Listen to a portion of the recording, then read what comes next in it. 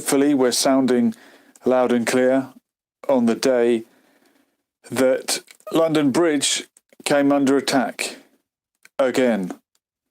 The London Bridge terrorist attack, from now on, when anyone mentions the London Bridge terror attack, we'll have to say which one, because there was an attack in June 2017, just prior to the 2017 general election, and there was an attack today, just a few weeks before the 2019 general election. So it would seem that a general election is prime time for a terrorist attack. Anytime there's a big vote coming up prior to the Brexit vote, the MP Joe Cox was murdered by a right-winger, and the attempted terrorist today, who was stopped in his tracks and shot dead, was apparently a Muslim, an extremist Muslim. We only know that because not only was this not the first terrorist attack on London Bridge, but this was not the first terrorist attack that this individual had attempted. The terrorist in question had already served jail time for terrorist offences and was out of jail on tag, having been incarcerated for terrorism, and while he is out, he attempted to commit this attack on London Bridge with a machete. It's terrorism. I mean, what is terrorism? It is violence with a political goal or an ideological goal. And one can only assume that this individual was up to his old tricks again and attempting a terrorist attack. If it was someone else who did the exact same actions, we might attribute a different label to it. We might call them mentally ill. We might say they were deranged. But with a history of terrorism, they seem to conclude that this was another terrorist attack again on London Bridge. What is it about elections that lead to a terror attack happening? Is it because that's a time to get in the spotlight? The conspiracy tinfoil hat wearing brigade will go down the road of, isn't it funny that it was a terrorist attack at this time? And you'll have the people that just want to bury their head in the sand and don't want it to be true and don't want someone from their community to have committed or attempted an atrocity. And false flag attacks do happen. It would be a strange universe if they never happened. But there's around 50 terror plots foiled every week in the UK. So if you want a terrorist attack this week, you just have to take your eye off the ball and there will be a real one. And maybe the election time is so high pressure, maybe police are so far stretched, maybe something slipped through the net, or maybe that is prime time to get your political goal plastered across all the newspapers. Maybe that is the time that terrorists would strike. That's the opportune moment when tensions are high. And it was a foiled attack in the sense that the attacker was, he was shot dead, wasn't he? But the public intervened before the police. We're constantly told, what's the mantra? Run, hide, tell, which is quite a cowardly philosophy. But thank God people actually have some courage to intervene. And there was one gentleman running around with the knife that he must have prized out of the attacker's hand. And that guy, I think, as brave as he was, he was lucky to not be shot dead himself if he was misconstrued as a terrorist. But the police moved in and shot the man at point blank range. It's shoot to stop is the policy in a scenario like that. There's no such thing as shoot them in the leg, shoot to wound them. When someone is attempting murder and they still have the weapon in their hand and they are still posing a threat, it is shoot to stop. And the only way to stop someone for certain is to stop them dead. But that's the policy. It's not shoot to kill, it's shoot to stop. And shoot to wound, shoot them in the leg, shoot them in the hand. This is something out of films. So it's strange that this would happen just when the threat level was lowered. We're constantly updated about the level of threat for terror. It goes from yellow to amber to red to, dark red. There's a new level every month, it seems. And just when the level had dropped back from imminent to serious, then this attack happens. And some people said that, is that a mistake?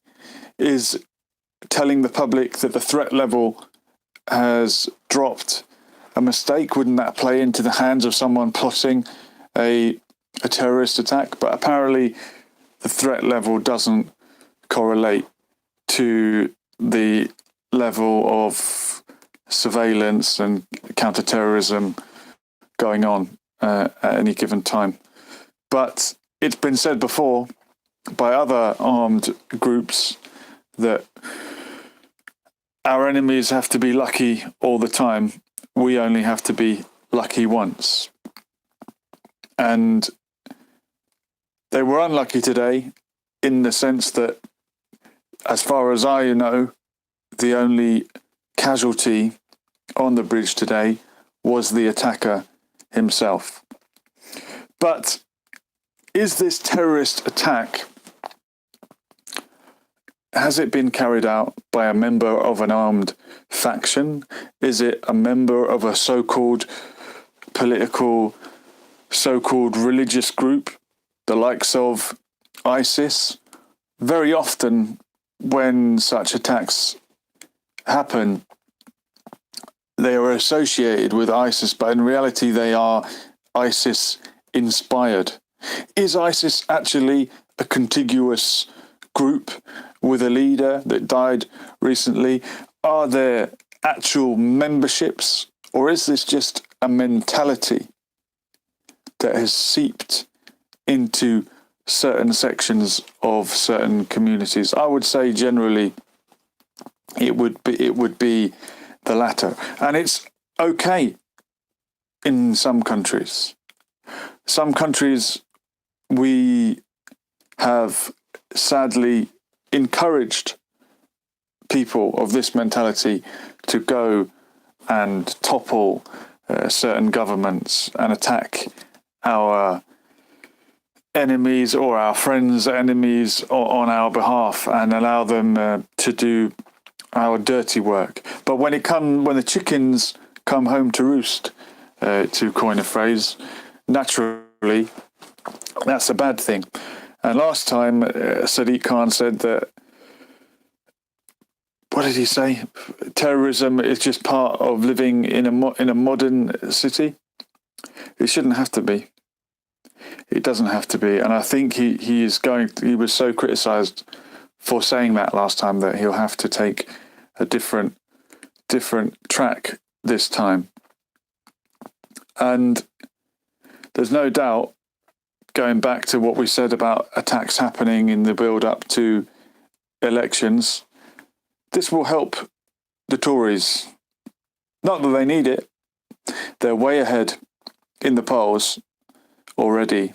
But the mantra of Jeremy Corbyn, terrorist sympathiser, Jeremy Corbyn, terrorist sympathiser, will be repeated and repeated and repeated again. And that's likely how this one will play out. And I just hope that it is not the start of something more to come. These things often come in waves. One will happen, and one will, whether planned or not, whether organised. Like I said, I don't think we're dealing with organised cells of terrorists. I think we're dealing with lone wolves, people that have been brainwashed, people that have slipped into this mentality. And you can't launch a war against a problem like that. You can't build a wall like Donald Trump would like to do. You have to drain the swamp. You have to re-educate people. You have to make people that feel disenfranchised, people that feel excluded, people that feel they've got nowhere to turn to but an ideology that makes them feel part of something, part of a big club, part of this worldwide ideology that is so hate-filled. The only way we can tackle that is to drain the swamp, but not in the way that Donald Trump tried to and said he would and then didn't. We actually have to look at where the problems are coming from. Red Blue Media is saying, what about The Hague? Something to do with Brexit, possibly. Was there an attack in The Hague today, Red Blue Media? You'll have to forgive me for being very UK-centric on the stories that I'm following here. I did briefly see something mentioned about The Hague. The Hague, of course, is in Holland. Yeah, there was a stabbing. All right, so let's have a look at that. Perhaps a similar, in the Netherlands, not Holland, it's the Netherlands. There was do we know the motivation for the attack in The Hague?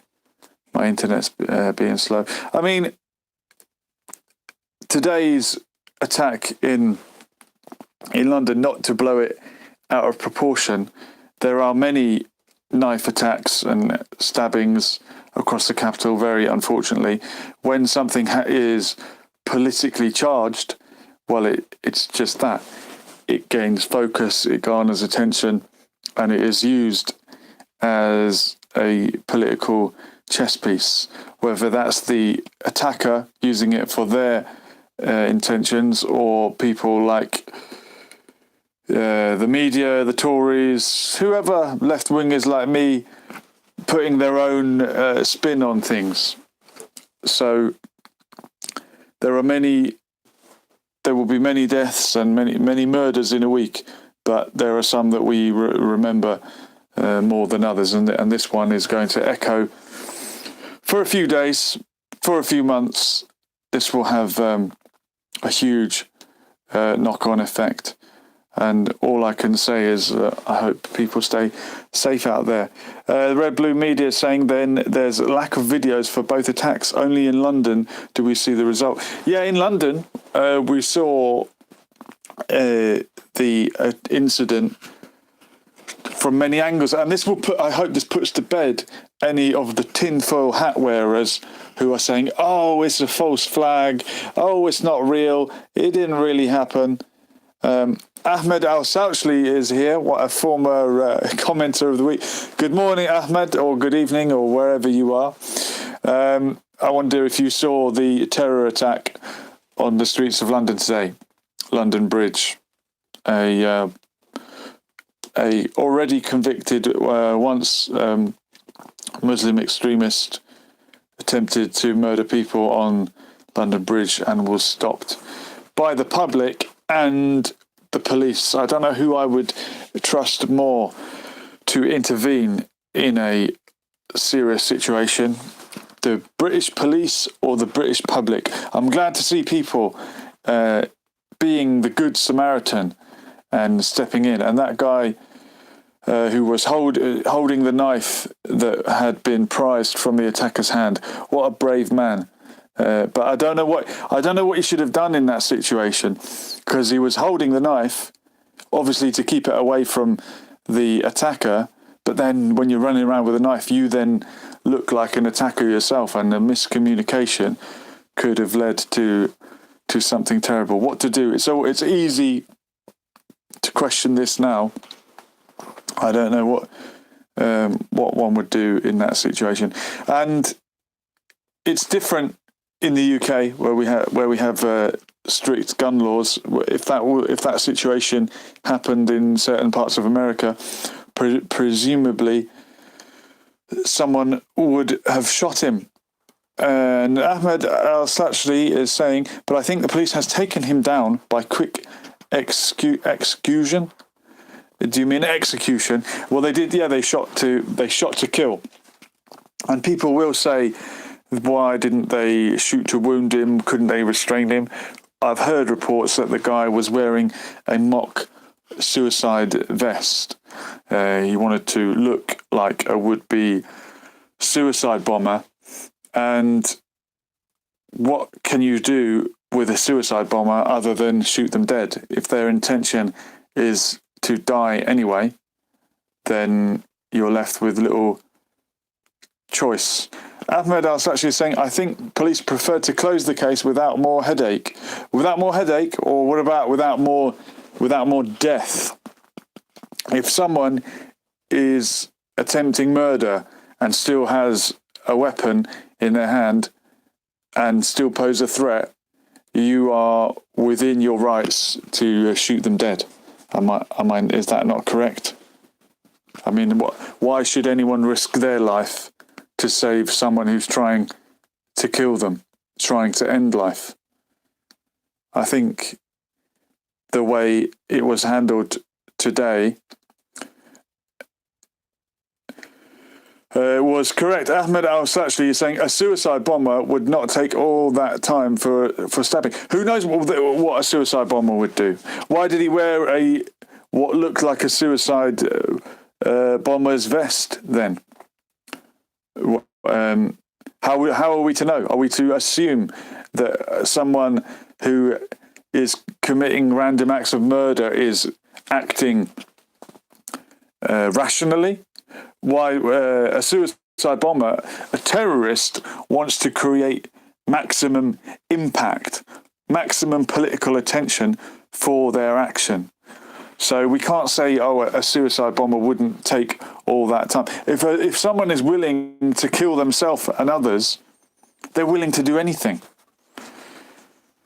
Ahmed Sachli saying, no, Julian, watch the video and you will see that was not a suicide bomber. I know it wasn't a suicide bomber.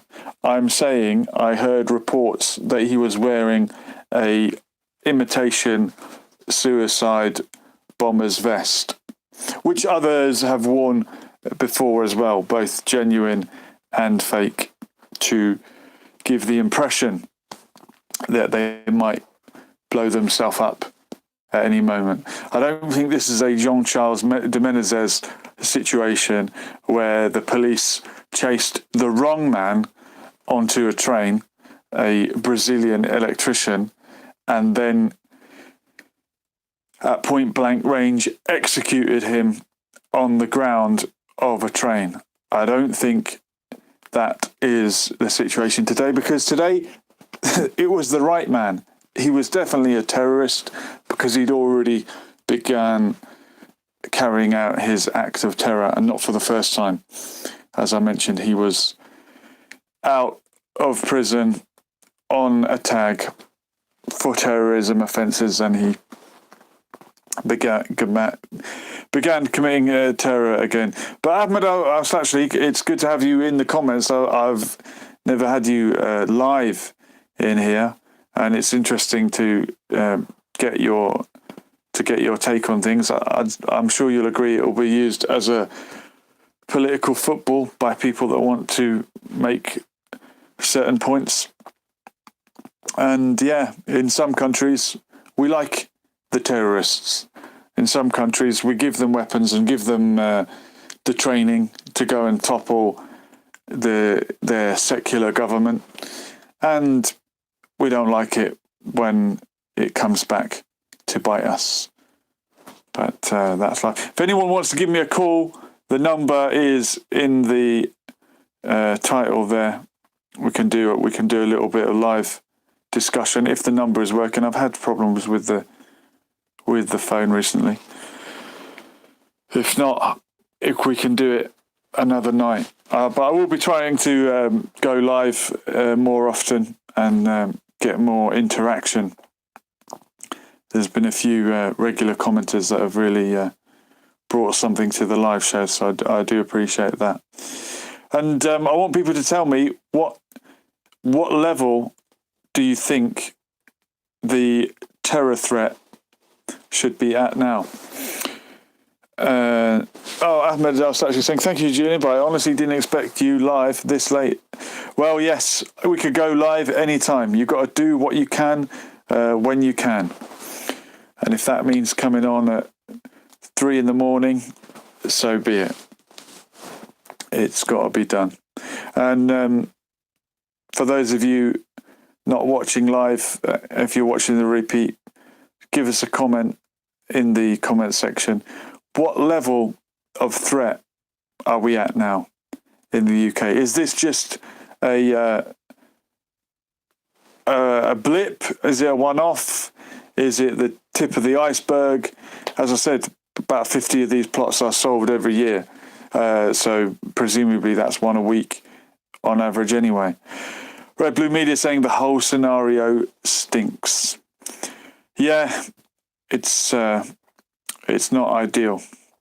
It's not what we'd want to be talking about.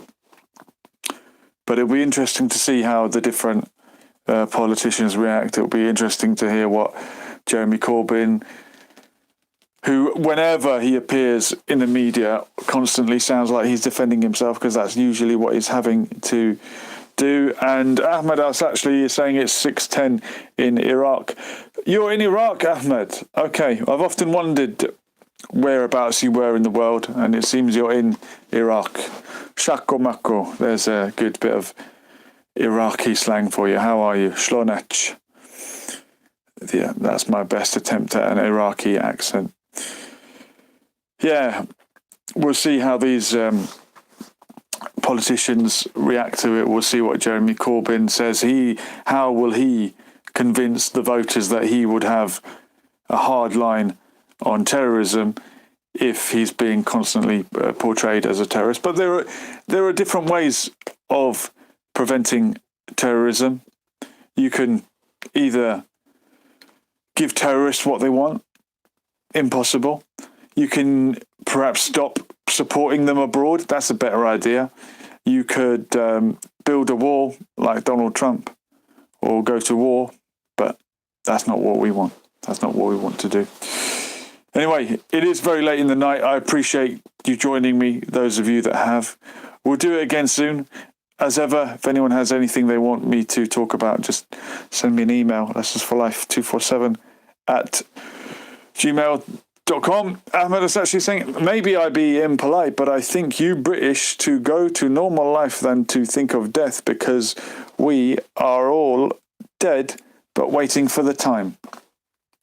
I'll read that one more time. Maybe I be impolite, but I think you British to go to normal life than to think of death, because we are all dead but waiting for the time.